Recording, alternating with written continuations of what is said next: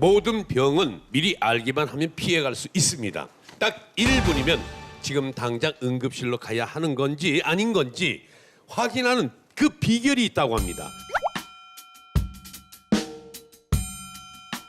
자, 이선민 원장님, 네. 어떤 방법입니까? 조금 전까지 우리가 응급실에 안 간다고 뭐라고 말씀을 자꾸 드렸었는데 예. 사실은 불필요하게 가는 경우들도 분명히 있거든요. 그 응급을 구별하는 비결을 제 나름대로 한번 설명드려보도록 하겠습니다. 야, 이거는 꼭 좀 기억해 둬야 될 것 같은데요. 그 지금 벌써 뭐 응급실을 가야 되는지 그냥 병원으로 가야 되는지 이걸 뭐 2번, 3번 나올 정도로 지금 공개를 안 하셨단 말입니다. 네, 지금 좀 급하게 좀 공개를 좀 해주시죠. 네, 바로 이 손으로 확인하는 방법. 손으로요? 네. 그러면 손으로 빨리 119 돌리라고요. 근데 그러고 보니까 119에도 이 손이 중요하네요. 참 이게 밥도 먹여주는데 굉장히 중요한 것 같아요, 손이. 그래서 제가 설명드리고자 하는 거는 이 심장질환 점검하는 방법인데 우리가 실제로 저희 외래에 흉통, 가슴이 아파서 오시는 분들이 꽤 많죠. 그중에서 가장 저희가 헷갈려하고 많이 오시는 게 바로 근육통이에요. 그러니까 예를 들어서 이 근육통이 뭐 전날 무슨 운동을 하셨거나 뭐 이사를 하셨거나 그렇다고 하면 아 그래서 아프겠거니 하시는데 주무시다가 어디에 눌리거나 잠꼬대 하시는 분들이 있거든요. 자기도 모르게 어떤 근육의 운동에 의해서 통증을 느끼시는 분들이 있어요. 그럼 이제 아침에 일어나면 왜 가슴이 아프지? 병원에 가봐야겠네 하고 오세요, 실제로. 그래서 저희가 이럴 때는 어떤 방법 우선 써보냐면 물론 다양한 방법이 있지만 그중에서 하나만 설명을 드릴 텐데 이 손가락을 가지고 감별해보는 방법입니다.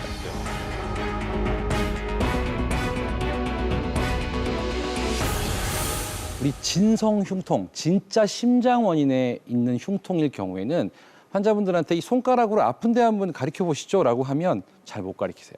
뭐라고 하시냐면 아니 뭐 이렇게 아픈 것 같다고요. 답답한데 뭐 어디 한 군데가 아니라 이렇게 얘기를 하시고 근육통에 의해서 오신 그 흉통 환자분들은 대부분 아 여기가 제일 아프다고 여기가 제일 아프다고 이런 식으로 설명하시는 경우가 많아요. 단 이게 전부는 절대 아닙니다. 그래서 이거를 먼저 생각해 보시면 굉장히 도움을 받으실 수 있고요. 만약에 이런 것들이 애매하다 응급실 가셔야 됩니다. 저 같은 경우에 그래요. 잠잘 때 뭐로 이렇게 자고 나서 네. 어떻게 몸부림을 많이 쳤든 어쨌든 잘 모르는데 아침에 나오면 이게 뽀근하고 아파요. 그래서 말씀하신 대로 탁 이렇게 짚어볼 정도로. 네. 그러면 좀 며칠 있으면 근육통이다. 그 다음 날은 또 없어져요. 그렇죠. 그럴 확률이 매우 높은 것이죠. 이렇게 네, 하면 근육통이고 어딘지 모르게 애매모호하면은 심장 네, 통증의 심장 가능성이 통증일 수 있다. 크다. 그럼 근육통도 심장 통증만큼 그렇게 아픈가요? 그럼요. 우리 근육통을 칼로 찌르는 듯이 아프다는 분들도 꽤 있어요. 단지 이제 심장에 의한 흉통은 산소를 많이 소비하는 조건이 되면 심해져요. 걷거나 뛰거나 계단을 오르시거나 힘들면 아팠다가 가만히 쉬면 좀 풀리는 경향. 협심증은 그렇거든요. 하지만 근육통은 그렇지 않죠. 일정하고 반대로 자세를 좀 바꿀 때 이렇게 바꿨더니 아파. 이러면 근육통일 가능성이 크고 심장의 통증은 자세에 큰 영향은 받지 않습니다. 그래서 이것도 또 하나 감별해 볼 수 있는 팁이 되겠는데요. 하여튼 이런 것들을 상식적으로 좀 알아보시고 애매하면 병원에 가까운 병원이라도 방문하시는 것이 좋겠습니다. 사실 지금 이제 이선민 원장님이 지금 얘기해 주신 방법이 실제로 의사들이 진료실에서 쓰는 방법이에요. 근데 이게 그냥 단순히 팁이 아니고요. 저도 이제 뭐 예를 들면 가슴 쪽에 통증이 있다라고 해서 환자분이 들어오면 제일 처음에 해보는 게 짚어보세요. 어디가 아픈지 짚어보세요.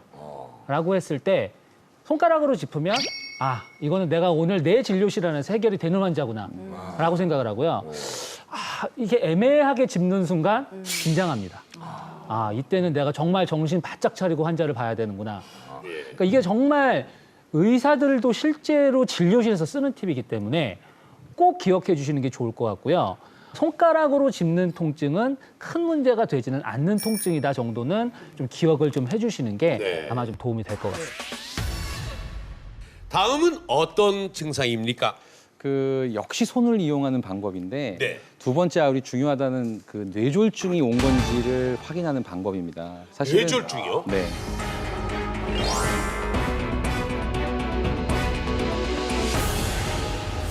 그 사실은 뇌졸중은 전형적으로 이제 편측 한쪽으로 마비가 오고 감각이 떨어지고 말이 어눌해지거나 물체가 뭐 다양하게 보이거나 이렇게 한쪽으로 쏠려 걷거나 이런 특징적인 증상들이 있거든요. 하나 또 참고하실 거는 양팔이 다 힘이 빠지면 뇌경색일 가능성은 거의 없다고 보시면 됩니다. 그건 기력이 없으신 거예요. 그러니까 우리가 정확히 뇌의 중앙점 10,000분의 1의 확률로 뇌경색이 탕 떨어지면 가능해요. 하지만 저는 한 번도 못 받고 거의 주변의 신경과 선생님도 여쭤봐도 보신 일이 별로 없더라고요. 그래서 양팔에 힘이 다 빠지는데 아이고 나 큰일 났다 응급실 가는데 그건 기력이 빠졌을 가능성이 크고요. 이럴 때 간단하게 자가 테스트 할 수 있는 방법을 제가 하나 자, 알려드리겠습니다. 시청자 여러분, 자가 테스트입니다. 네. 같이 한번 좀 따라해 볼까요? 네. 시간이 오래 안 걸려서. 네. 자, 손을 앞으로 나를 이렇게 편하게 한번 해보세요. 이렇게. 다 손바닥을 밑으로. 이게 우리가 가장 어떻게 보면 편한 자세거든요. 근데 여기서 손바닥을 하늘 위로 올려보세요. 이렇게 되면 우리는 좀 근육을 쓰고 있는 거거든요. 자, 이 상태에서 제가 10만 셀 테니까 눈 감고 유지를 한번 해보세요. 자, 하나, 둘, 셋, 넷, 다섯, 여섯, 일곱, 여덟, 아홉, 열. 자, 다 눈을 뜨고 자기 팔을 한번 확인해 보세요. 여긴 다 괜찮으시네요.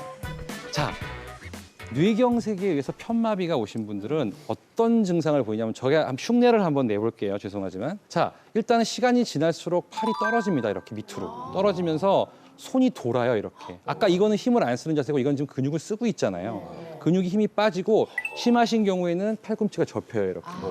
한쪽만. 그렇죠. 뇌경색이 양쪽으로 오는 경우는 아까 없다고 드물다고 설명을 드렸으니까 한쪽만 이렇게 돌아갑니다. 이게 만약에 돌아가는 증상이 발생했다면 빨리 응급실.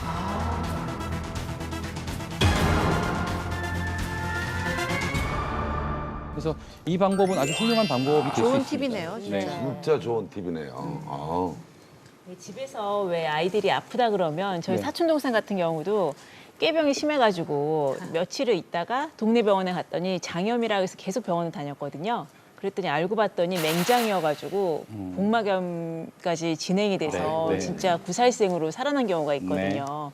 그래서 아플 때 어느 정도 아파야지 그야말로 응급실에 가야 되는지 좀 구분할 수 있는 방법이 자, 있을까요? 이게 사실 오늘 드릴 말씀 중에 제일 어려운 내용이긴 한데 사실 복통으로 응급실에 가야 될 질환이 한두 개가 아니거든요, 사실은. 그러나 이 자리에선 제가 지금 궁금해하셨던 그 맹장염에 대해서 우리가 감별할 수 있는 팁들을 몇 가지 드립니다.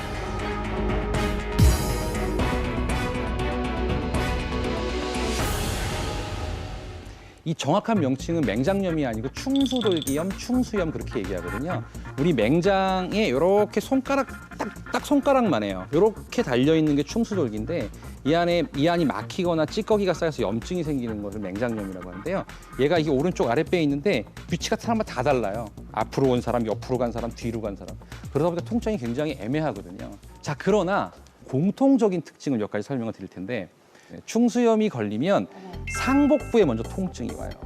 그래서 상복부가 아프다가 시간이 좀 흐르면 귀신같이 이건 안 아파요. 그러면서 우측 아래로 국소화. 그러니까 한 부분으로 통증이 몰려가는 것이죠. 네. 근데 이제 어디를 누를 것이냐? 자, 다 배꼽을 짚어보시고 그다음에 요 오른쪽에 골반 쪽에 톡 튀어나온 뼈가 있어요.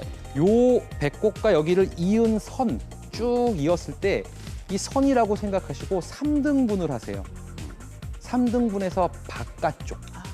여기를 맹장의 포인트로 잡아도 크게 문제가 없고요. 이 포인트를 눌렀더니 굉장히 아프고 예. 심지어 염증이 심할 때는 뗄 때도 아파요. 예.